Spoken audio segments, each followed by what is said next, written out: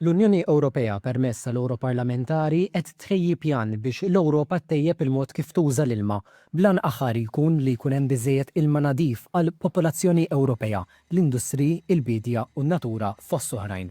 L-Europarlamentari Malti Tomis Bajjada qed immexxi l-istrateġija Reżiljenza tal-ilma li se tkun qiegħda tara kif l-Unjoni Ewropea se tkun qiegħda tirrispondi għan-nixfiet il-kontaminazzjoni tal-ilma fost oħrajn. Dan il-kumitat imbagħad se jippreżenta r-rapport tiegħu finali nhar l-erba' li ġej. Ir-rapport la darba jiġi adottat se jagħti kontribut għall Parlament Ewropew fil-proposti li se tippreżenta biex tigwida liġijiet futuri Ewropej u l-finanzjament dwar l-ilma.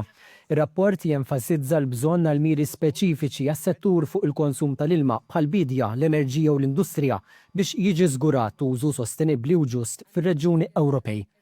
Rridu naraw illi ikollna biżżejjed ilma li jasal għand il-bdiewa ġewwa li ikollha biex naraw illi kellna sorsi differenti ta' ilma. Fosthom pereżempju il-famuż proġett ta' New Water illi huwa bidu tajjeb fejn qegħdin naraw ir-reusing tal-ilma, qegħdin naraw illi l-ilma tad-dranaġġ qed jiġi jipproċessat biex jerġa' jintuża fl-LEA. Rridu naraw li nkomplu ninvestu f'sorsi alternattivi ħalli mhux biss niddependu fuq l-ilma tal-pjon, mhux biss niddependu fuq id-desalinizzazzjoni imma niddependu wkoll fuq sorsi oħrajn ta' ilma.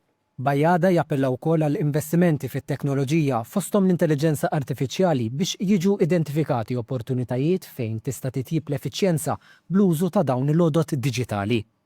Malta bl-smart meters illi daħlu reċentament qed nistgħu nkunu nafu kull ħin kemm il-qatra qegħdin nużaw.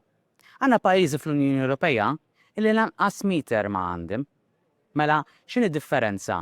Il-fatt li inti qed tagħmel monitoraġġ tal-użu u monitoraġġ tal-effiċenza ta' kemm qed tuża ilma, bekk qed tkun taf kemm inti tista' iżżejt jew tnaqqas l-effiċenza tiegħek.